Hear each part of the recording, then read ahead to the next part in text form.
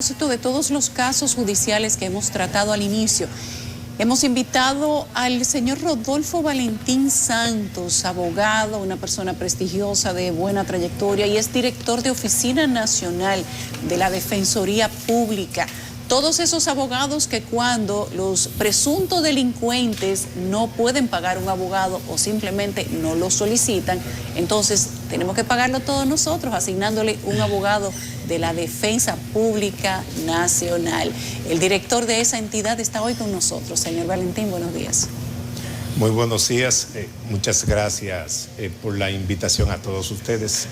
Debo de confesar que este medio es 24/7 y tiene una gran audiencia y para mí es un placer y un honor estar con ustedes aquí y que la sociedad dominicana escuche hablar un poco sobre la Oficina Nacional de Defensa Pública. A propósito de eso, justamente queremos que usted nos cuente y que la gente escuche qué hace la Defensa Pública, cuánto nos cuesta a nosotros como Estado darle un abogado a una persona que es un presunto infractor de la ley en el orden que sea y que tenemos nosotros como país que asumir su defensa cuando no puede pagarla o simplemente decide que lo defienda el sistema del Estado. Muy bien, lo primero que hay que significar es que tuvimos un código de instrucción criminal o de procedimiento criminal extraordinariamente obsoleto. Y a raíz de esta reforma del Código Procesal Penal, estuvo el Estado en la obligación de que exista una defensa pública que pueda asistir desde que la persona es detenido o perseguido. Con el código anterior no teníamos ninguno de los principios que establece el Código Procesal Penal en sus primeros 28 artículos. Y para poder ejecutar este Código Procesal Penal que se publicó en el 2004, era necesario que concomitantemente, a raíz de su publicación y su aplicación a nivel nacional, era obligatorio que existiese una Oficina Nacional de Defensa Pública o defensores públicos que desde que una persona fuera detenido pueda acompañarlo en su proceso. Anteriormente, conocimiento de ustedes de que existían los abogados de oficio. Yo fui abogado de oficio y nosotros recibíamos los procesos ya en el juicio de fondo. Imagínense ustedes, después de haber pasado todo el trayecto, todo el proceso de investigación, etapa intermedia. Entonces, al final, en el juicio de fondo, recibíamos nosotros los procesos. Imagínense ustedes la violación y la conculcación de derechos que existía en esa etapa del proceso. Entonces, para que pueda existir una defensa pública que garantice la aplicación de las garantías que establece la Constitución de la República, entonces debió crearse la Oficina Nacional de Defensa Pública y esta surge como una unidad a partir del Poder Judicial. Entonces, en el 2010 se separa la defensa pública del Poder Judicial, es decir, adquiere autonomía administrativa, funcional y financiera desde el punto de vista legal, porque así lo establecía la ley. Y en estos momentos la Oficina Nacional de Defensa Pública asume aproximadamente del 83 al 87% de los casos penales a nivel nacional. Y el 100% de los casos de niños, niñas y adolescentes. Y la defensa pública es un brazo de la justicia, del sistema de justicia. Así lo asumió la Constitución del 26 de enero del 2010, cuando dice que el Servicio Nacional de Defensa Pública es un órgano del sistema de justicia. Doctor Santos, hablemos de otros datos. ¿Cuántos abogados están allí en la defensa pública? ¿Cuántos están trabajando activamente? Usted dice que más de 80% de los casos lo tiene la defensa pública, pero hablemos también de tasa de éxito en el proceso para lograr demostrar inocencia de las personas que ustedes defienden. Sí, en el 2003 el Plan Estratégico Institucional establecía que a cuatro años en el tiempo de 4 años, la institución iba a contar con 450 defensores públicos. 17 años después, cuando yo asumo la dirección de esta institución, hace 3 años ya, el tiempo pasa muy rápido, solamente habían 114 defensores públicos y 247 abogados contratados. Y esto porque el presupuesto siempre carece, la defensa pública, de presupuesto. Fíjense que la defensa pública es un órgano del sistema de justicia, pero todos los estados, todos los gobiernos han invisibilizado la Oficina Nacional de Defensa Pública. Y la defensa pública, quiero que sepan, si tenemos un Estado social y democrático, las defensas públicas existen en todos los estados, en todo el mundo. Entonces, para que haya un equilibrio en el sistema de derechos, necesariamente debe de existir una defensa pública. Porque si yo pago impuestos para que la Procuraduría General de la República persiga, detenga, acuse, encarcele a personas, entonces el Estado también debe de tener una institución que a esa persona de escasos recursos pueda asistirle y velar a los fines de garantizarle el debido proceso y las garantías que establece la Constitución de la República. Y que Yulisa hablaba y decía ahorita presuntos autores o criminales, presuntos hechos. Y precisamente la defensa pública asiste y defiende a personas en conflicto con la ley. Y esto se lo decimos porque muchos casos que asiste la defensa pública salen absueltos y en libertad por no haber cometido los hechos o por no tener suficiente prueba para poder condenar a una persona. Sí. Esto quiere decir que impera, desde que una persona es perseguida, detenida, imputada y acusada, impera la presunción de inocencia hasta tanto se declare culpable y es sabido por todo el mundo a través de una sentencia. Usted dice muchos, pero no tiene un porcentaje quizás de lo que usted ha podido recoger en esos 3 años de ejecución. Con relación a las personas que resultan a las personas que ustedes logran que sean gananciosas. Aproximadamente un 35 o un 40% de los procesos que nosotros asistimos. La tasa es alta porque no solamente nosotros tenemos ganancia de causa cuando una persona es absuelta. Sí.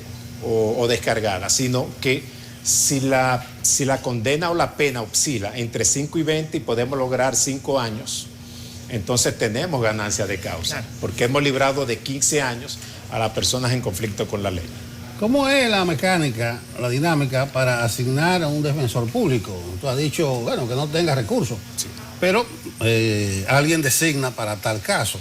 Te lo digo, pues yo tuve una experiencia personal muy negativa con el caso de Adriano Román, el caso de Jordi Veras. Por un problema familiar yo estuve cerca del caso. Llegó un momento de no pagar a Adriano Román, pagó a todos los abogados porque tenía cuarto para eso. Y en un momento él no tenía abogado ni la Defensoría Pública le asignaba un defensor público porque decía que él tenía recursos para pagarlo. Y el caso cayó en un limbo. Se acusó a la que ostenta el cargo que usted tiene hoy, que casualmente era apellido Román. Había un vínculo consanguíneo y se creó como un vacío, como un limbo. Ahora me llega a la mente el caso y yo le pregunto cómo es que se asigna, además de que la persona no tenga recursos para pagarse un defensor.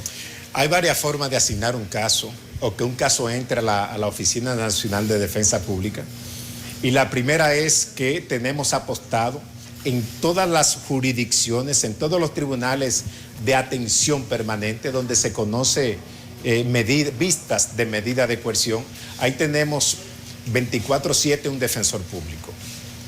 Y ese defensor público da asistencia a las personas que no tengan abogado por cualquier causa. Y otra forma es que los tribunales, cuando van los imputados a los tribunales, los justiciables, y no asiste o no comparece el abogado, o porque este abogado ya no está recibiendo más emolumento de esa persona, de ese justiciable, entonces el tribunal le requiere, interpela a esa persona si quiere seguir con su abogado privado o quiere un defensor público que el Estado le provee.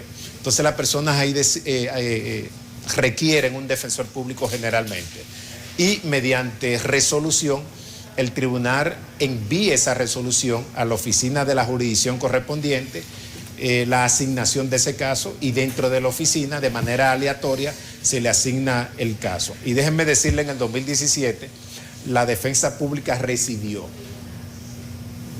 3.500 casos por abandono de abogados privados. Y ahora mismo estamos haciendo un levantamiento de los últimos 5 años de cuántos casos recibió la defensa pública por abandono de abogados privados. Y el caso Román, permítame decirle que este servidor fue quien asistió a este señor hasta la corte en el caso Román. Y ciertamente, como dice, el caso tenía ya 4 años y este señor permanentemente vivía cambiando de abogado. Como una estrategia de dilación, hay que decirlo. Sí, y coincidencialmente, déjeme decirle que la directora anterior me requirió yo darle asistencia desde aquí, desde el Distrito Nacional, a ese caso allá. Allá incluso le asistieron aproximadamente 4 o 5 defensores públicos. Y él generalmente rechazaba esos defensores públicos. Por una causa u otra, permitió que Valentín le asistiera. Y pudimos conocer el proceso, pudimos conocer el caso. Y déjenme decirle algo y contarle esto como experiencia. Precisamente el doctor Negro Vera atribuía a la defensa pública el gran plazo que tenía ese proceso. Sin embargo, en la primera audiencia, cuando yo subo a audiencia, que por fin este señor me aceptó como defensor público, quienes pidieron el aplazamiento fueron ellos. En 2 ocasiones intentaron pedir aplazamiento y el defensor público se opuso a esos aplazamientos. Entonces yo le decía a ellos y al tribunal que ahora que estamos dispuestos a conocer el proceso, que por qué el Ministerio Público y la parte querellante ahora quieren aplazar el proceso, si atacaban tanto a la defensa pública de estar torpedeando el caso y el proceso. Y de verdad que por ahí pasaron todos los abogados. Y no es un tema de que él podía o no podía pagar abogado. Ya era una situación donde el tribunal, a través de una decisión, ¿no?, requirió el servicio de la defensa pública para que este señor sea asistido. Porque recuerden que uno de los principios de la justicia es una justicia pronta y oportuna, ¿no? Y los defensores públicos saben que no pueden ir a los tribunales a aplazar ni a reenviar audiencias. Los procesos deben de conocerse. Los defensores públicos no usan chicanerías para tratar de darle larga a un proceso. Tenemos tanto caso que no nos podemos dar ese lujo de ir a inventar a un tribunal. Van listos y preparados a conocer los procesos. Señor Valentín, quiero saber cómo está la situación de fluidez logística y económica de la Oficina de la Defensoría Pública, porque ha sido uno de los, digamos que de las conversaciones inconclusas que hemos tenido con anteriores directores. Y ahí mismo quiero que nos diga, dentro de ese tema administrativo, cuánto cuesta un defensor público, cuánto gana de salario, cuánto le cuesta al Estado defender a un imputado, sea culpable o no, que no paga su abogado. Fíjate, nosotros estamos haciendo un levantamiento económico y estamos haciendo la consulta de varias oficinas de abogados porque el costo del caso va a depender de la complejidad del caso, ¿no? Evidentemente va a depender de la complejidad del caso. Un defensor público de recién ingreso, por ejemplo, categoría 0, gana 79,000 pesos. Segunda categoría gana 89,000 y de tercera categoría gana 99,000 pesos. Pero es poco lo que gana un defensor público mensual para los casos para que la lleva. Cantidad de casos sí, que un defensor público fácilmente lleva 4 y 5 casos diarios. Figúrense ustedes preparar 5 teorías del caso, es decir, estudiar 5 expedientes con tipos penales distintos. Y la experiencia también perfecciona al defensor público. Claro. Nosotros tenemos una situación y es que por lo poco que gana un defensor público, cuando abre concurso el Poder Judicial o el Ministerio Público, tenemos una migración de defensores públicos hacia esos órganos extraordinarios. Por eso cuando hacemos concursos, nosotros tratamos a través de un contrato, ¿no? Que los aspirantes a defensores públicos egresados de la Escuela de la Judicatura puedan firmarnos un contrato y durar 3 años en la institución.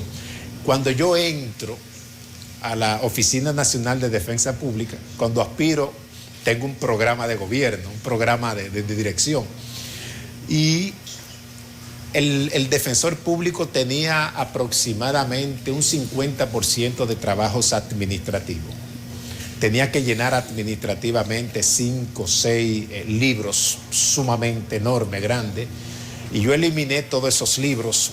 Del seguro básico, pude llevar a que los defensores públicos, los empleados, los colaboradores pudieran tener un seguro complementario. Y dicho sea de paso, entonces cae la pandemia y les resultó en beneficio a ellos extraordinariamente.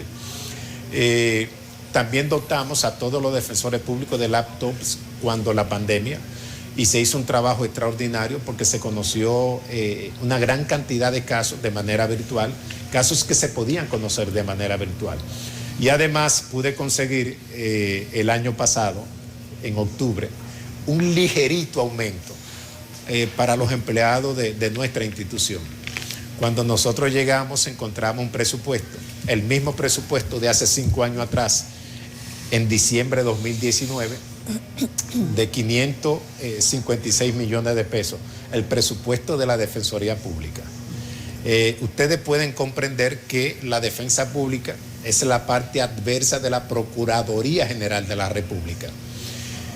Para que tengan una imaginación, la Defensoría Pública, llevando el 87% de los casos, apenas con 200 y pico de defensores públicos, contra ese poder represivo del Estado que tiene 7.000 empleados, ya ustedes pueden imaginarse el gran trabajo que realiza la defensa pública. Es como si fuese David y Goliat, el Poder Judicial, Suprema Corte de Justicia, unos 8.000 y pico de empleados.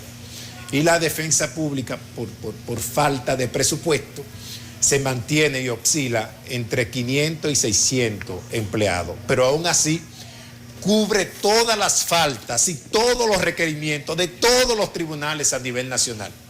Pero tengo una gran preocupación.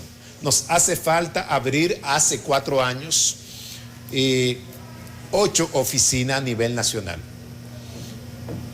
y sumar más defensores públicos, porque los abogados adscritos contratados, defensores adscritos contratados, no pasan por el tamiz de la preparación que pasa un defensor público de carrera.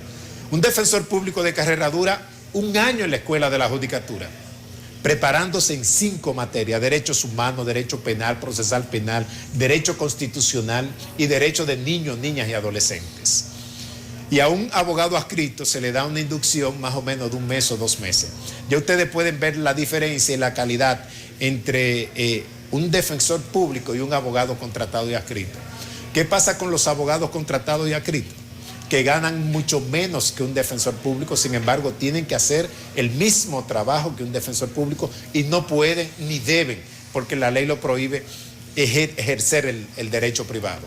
Primero, no tienen tiempo, y segundo, es incompatible con la ley solamente la capacitación, la educación y la docencia. Bien, pues muchísimas gracias, doctor Santos. Yo creo que se nos quedan muchas preguntas, quizás sea oportuno que lo convoquemos para otra entrevista. Es interesante saber sobre esa amplísima desigualdad en el rol del Estado para otorgar derecho al ciudadano, sobre todo el que menos condiciones económicas tiene. Gracias por habernos acompañado. Gracias a ustedes, y debo de decir que la sociedad cuenta con la oficina más grande de abogados que hay en el país, que es la Oficina Nacional de Defensa Pública, y que está exclusivamente comprometido con las personas que requieren los servicios. Y la defensa pública es una institución de medio y procura los mejores resultados a las personas que nosotros le damos el servicio.